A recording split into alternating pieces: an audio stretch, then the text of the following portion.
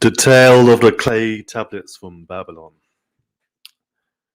So I believe we're coming towards the end of the book, and this is a series of letters, so it should be interesting to read together. Going back into time, back almost 80, 90 years ago, when this book was written. So big jump from Babylon, which was, 4,000 years ago? Okay. First letter. St. Swithin's College, Nottingham University, Newark-on-Trent, Nottingham. October 21, 1934. Professor Franklin Caldwell, care of British Scientific Expedition, Hilla, Mesopotamia.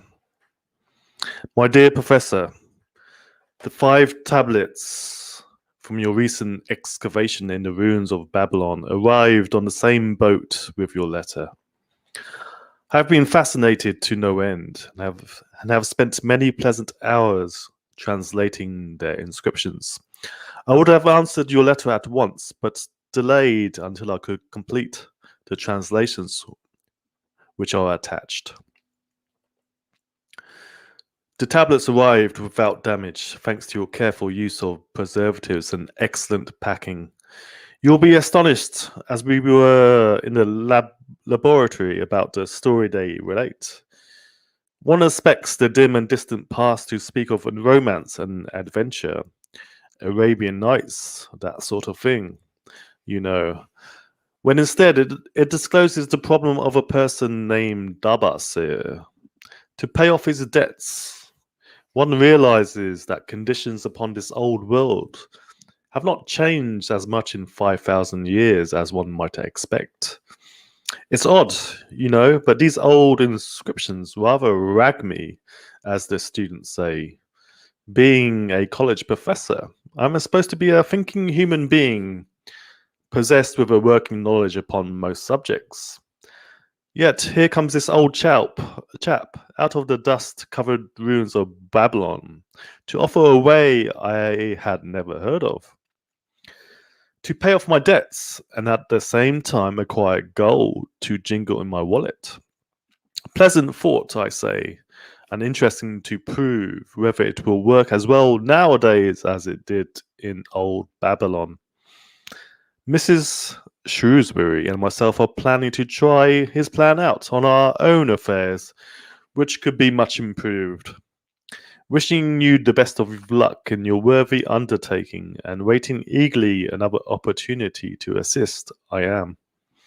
Yours sincerely, Alfred H. Shrewsbury, Department of Archaeology.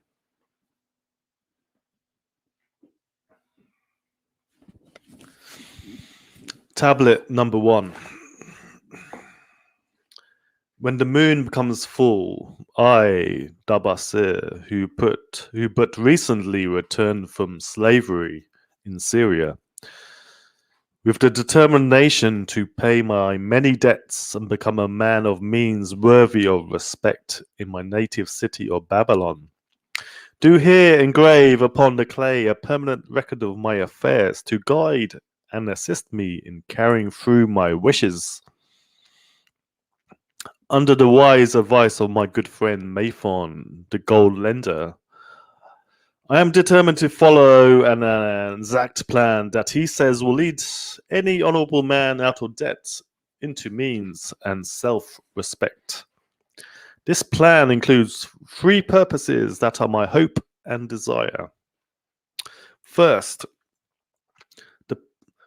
the plan provides for my future prosperity. Therefore, 1/10 of all I earn shall be set aside as my own to keep. For Maythorn speaks wisely when he says, the man who keeps both gold and silver in his purse that he does not spend is good to his family and loyal to his king. The man who has but a few coppers in his purse is indifferent to his family and indifferent to his king. But the man who has nothing in his purse is unkind to his family and is disloyal to his king, for his heart is bitter. Therefore, the man who wishes to achieve must have coins he can jingle in his purse, so that he can have love in his heart for his family and loyalty to his king. Second, the plan provides that I will sport and clothe my good wife, who has returned to me with loyalty from her father's house. For Mathon says that to take care of a good, faithful wife puts self-respect into the heart of a man and adds strength and determination to his purposes. Therefore, 7/10 of all I earn will be used to provide a home, clothes to wear, and food to eat, with a bit extra to spend so that our lives are not lacking in pleasure and enjoyment. But Maython further cautions the greatest care that we spend no more than 7/10 of what I earn for these worthy purposes. Herein lies the success of the plan. I must live upon this portion and never use more, nor buy what I cannot pay for out of this portion.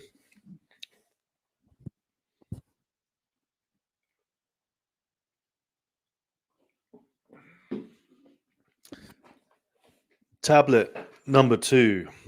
Third, the plan provides that my debts will be paid out of my earnings. Therefore, each month, 2/10 of all I have earned will be divided honorably and fairly among those who have trusted me and to whom I am indebted. Thus, in due time, all my indebtedness will surely be paid.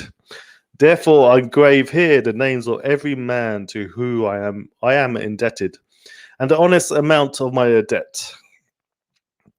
Faru, the cloth weaver, 2 silver and 6 copper. Sinjar, the couch maker, 1 silver. Ana, my friend, 3 silver, 1 copper. Zanka, my friend, 4 silver, 7 copper. Askanir, my friend, 1 silver, 3 copper. Harinsir, the jewel maker, 6 silver, 2 copper. Daya Becker, my father's friend, 4 silver, 1 copper.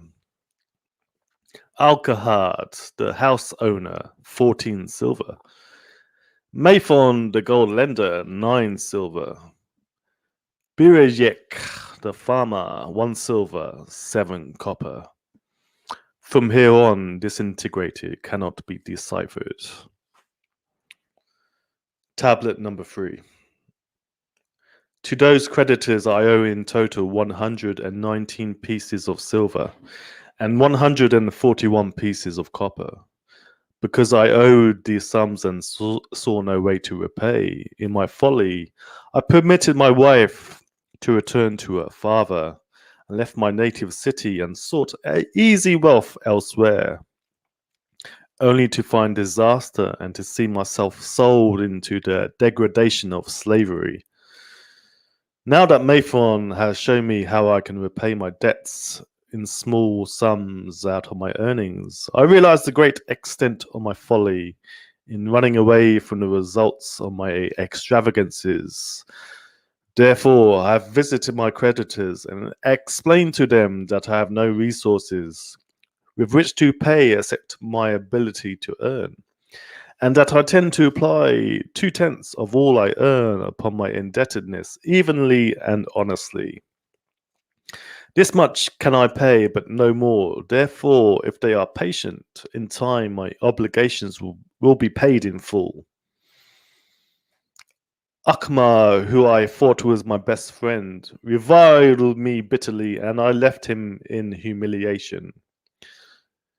Birjik, the farmer, pleaded that I pay him first, as he badly needed help. Alkahad, the house owner, was indeed disagreeable and insisted that he would make trouble for me unless I soon settled in full with him.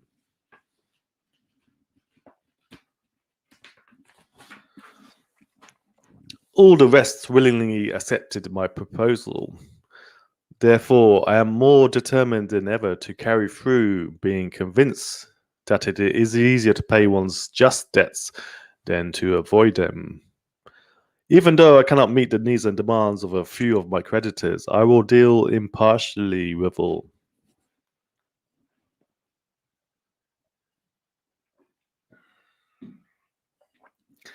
Tablet number 4.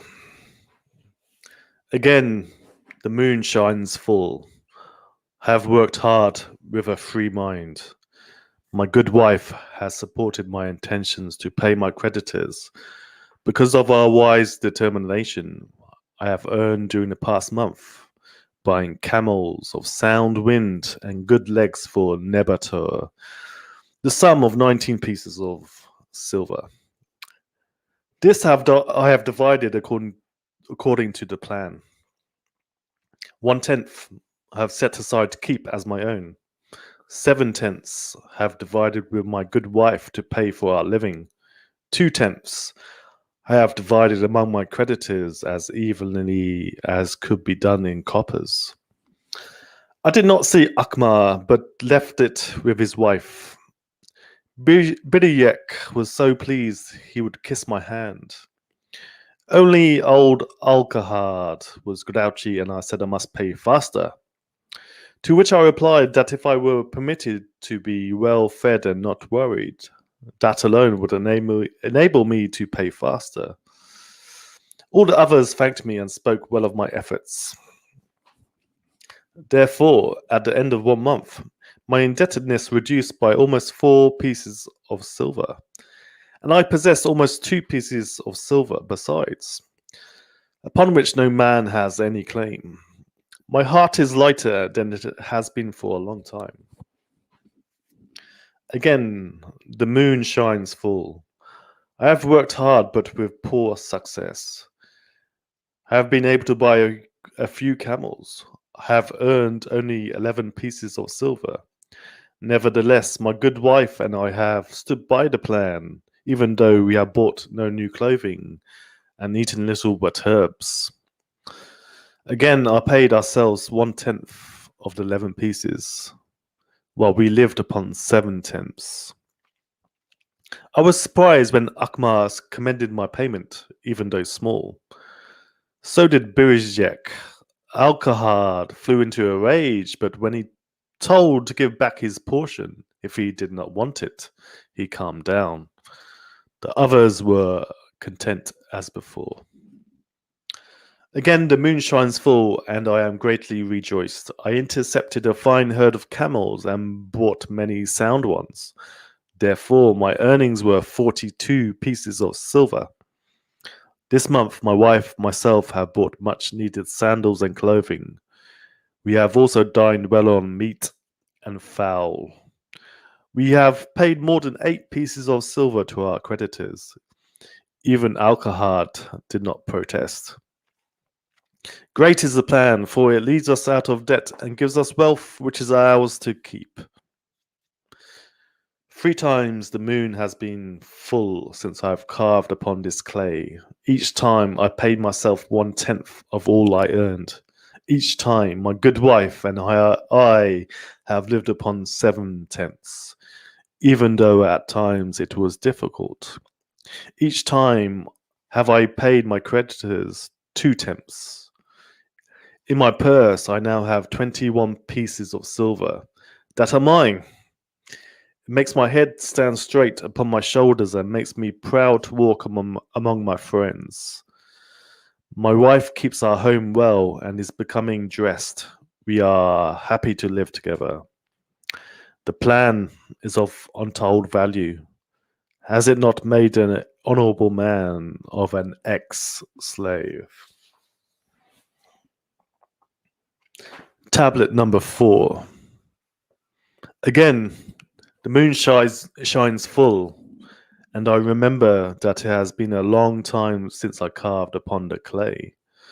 In truth, 12 months have come and gone, but today I will not neglect my record, because today I have paid the last of my debts. This is the day upon which my good wife and my thankful self celebrate with great feasting that our goal has been accomplished. Many things occurred upon my final visit to my creditors that I will long remember.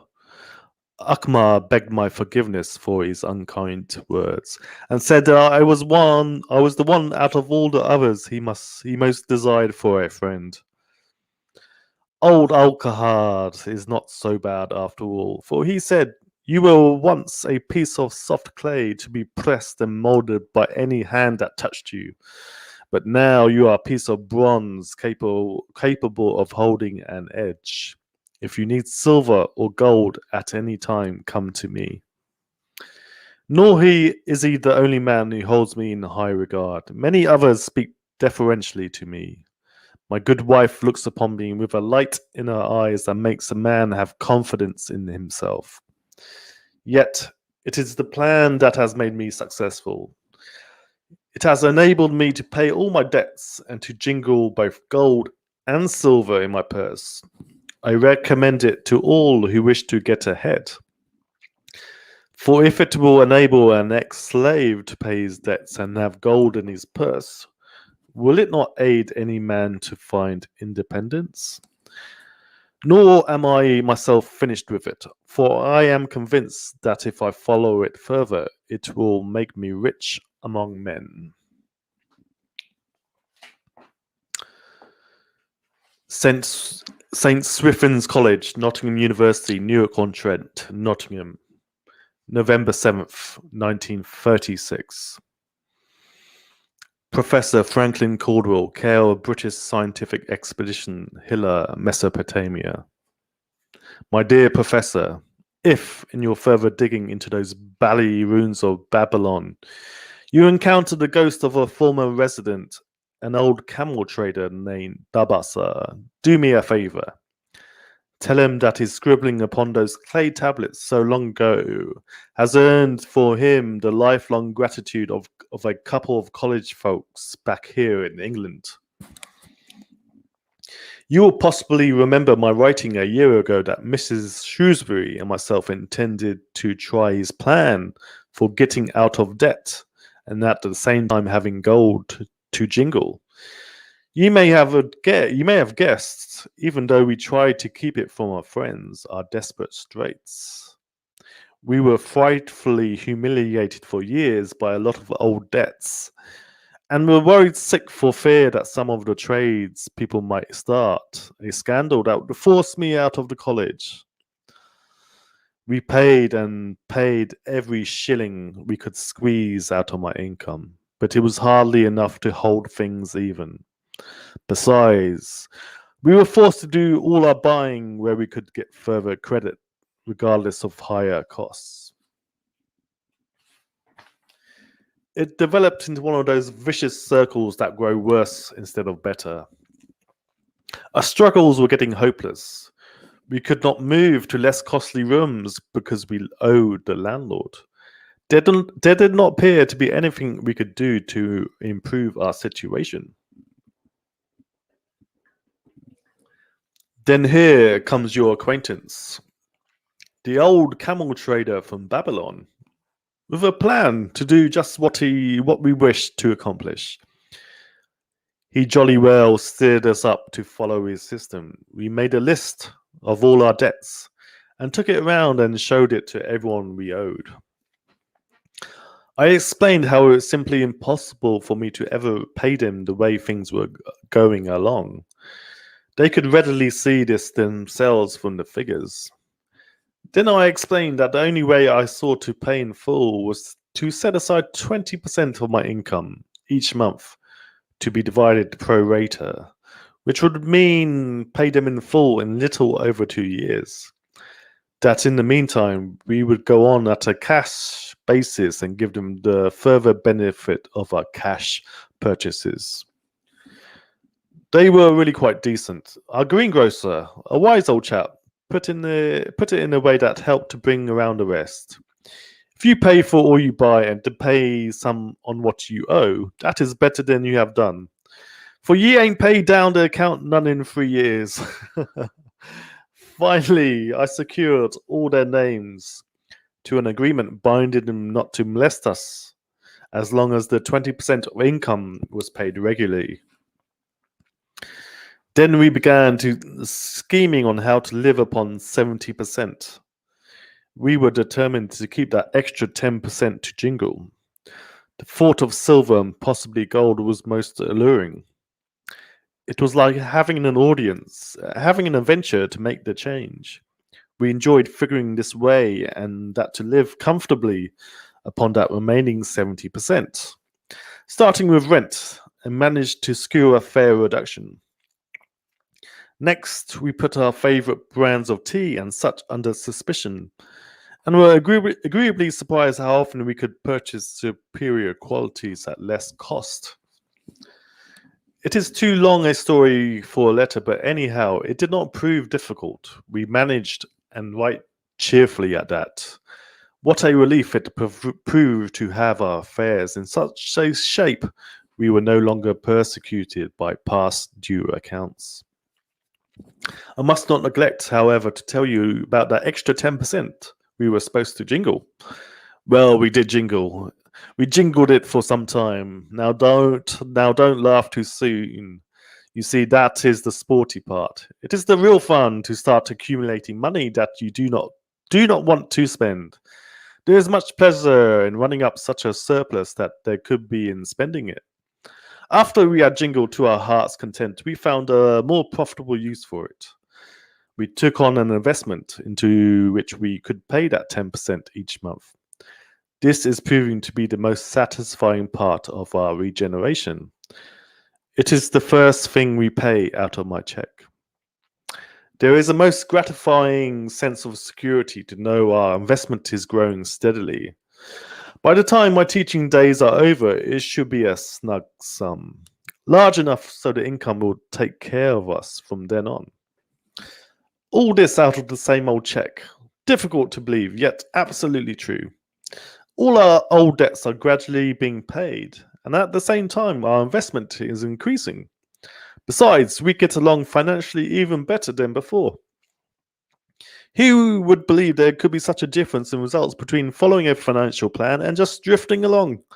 At the end of the next year, when all our old bills will have been paid, we will have more to pay into our investment besides some extra for travel. We are determined never again to permit our living expenses to exceed 70% of our income. Now you can understand why we would like to extend our personal thanks to that old chap whose plan saved us from our hell on earth debts. He knew he had been through it all. He wanted others to benefit from his own bitter experiences. That is why he spent tedious hours carving his message upon the clay. He had a real message for fellow sufferers, a message so important that after 5,000 years it has risen out of the ruins of Babylon, just as true and just as vital as the day it was buried. Yours sincerely, Alfred H. Shrewsbury, Department of Archaeology.